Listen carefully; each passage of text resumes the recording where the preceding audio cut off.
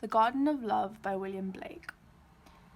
This whole poem has a simple rhythm, but it messes with it in places, and the word order and the pauses are also messed with. So yeah, it messes with the rhyme scheme even though it's simple. So, the Garden of Love. Literally a garden in a church, which is beautiful, and a place that he played as a child, and he's coming back to it. And that garden represents innocence and freedom. I went to the Garden of Love.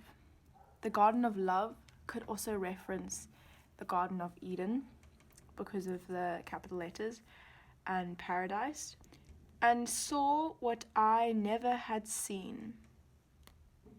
Word order is messed around with because never shouldn't be there, but it's there to be emphasized.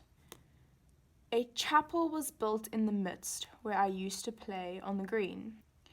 That semicolon shows a passing of time and an explanation. Chapel, with a capital letter, symbolizes religion or the religious doctrine, and it's a church. So it was built in the midst where he used to play. So play is fun and childhood, and that chapel is built there is a repression of pleasure, just like his beliefs in life.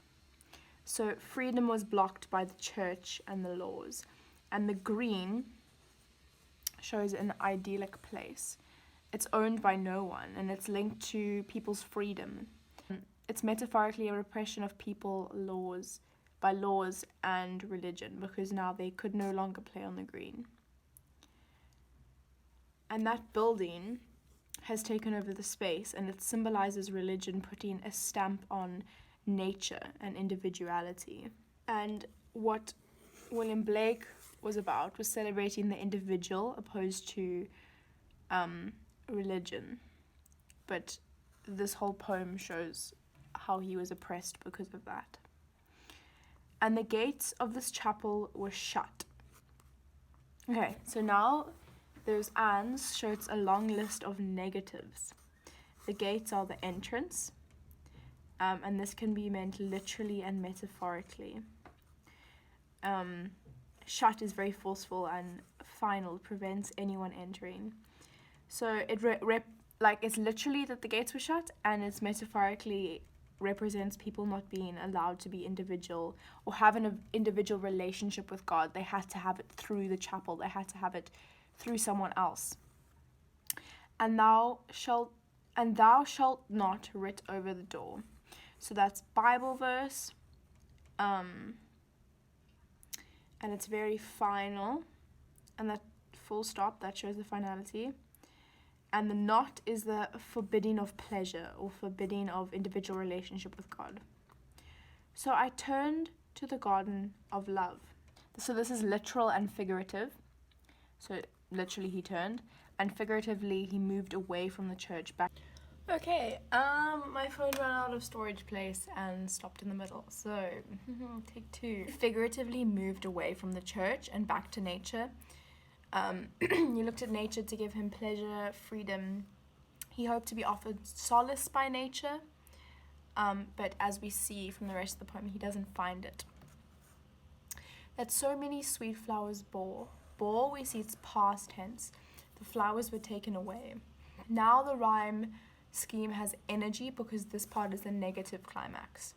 And I saw it was filled with graves. So these graves replaced the sweet flowers. Literally and metaphorically, the church only offered death because they said you could only have pleasure when you die if you repressed it in your life. And tombstones where flowers should be. So it shows this is not right, and the beauty was removed. And priests in black gowns were walking their rounds. So their rounds and gowns, obviously assonance there, and it's their patrol to keep others out. The priests were the representations of religion, or for him what was wrong with religion, because they stopped an individual relationship with God. And they also represented power, and black gowns were a contrast to the bright flowers, but it's a very negative contrast. And binding with briars my joys and desires. So briars is a thorn bush that could be in the graveyard, and binding is to wrap it up. And briars show an image of death, or it could represent Jesus's crown of thorns. There's also a lot of enjambment, and that OU in this line represents, it emphasizes the word. This line could figuratively mean restraining, trapping, how religion restricted the individual. So this whole poem has ideas of rural natural idealism with a spiritual quality, and the gravestones planted in the ground took away the flowers. So this is a metaphor of industrialization in England and how religion repressed. So this whole poem is part of the Songs of Experience of William Blake, and they're very negative. He was very Christian, but he was deeply critical of Christianity at the time because it was repressive and restrictive. It was very restrictive of pleasure in this life, and they wanted you to repress it until the afterlife. All these ideas relied on guilt and shame, and this limited human fulfillment, which was William Blake was fighting against. This poem is linked to the laws of the day, the Marriage Act, because it restricted people marrying who they want to, and the loss of rural freedom, which was repression of the individual. So human enforcement, control, power forced itself on natural freedom, such as the village green, which poor people weren't allowed to actually go onto. On a very simple level, this poem's about a passage of time and how things change, and stanza 1's about discovery, stanza 2 is kind of about feelings and hope, and stanza 3 is about hopelessness and the loss of joy. The rhyme scheme's A, B, C, B. This whole poem is quite complex because it has a lot of literal and figurative meaning in all the lines, but once you get it, it should be good.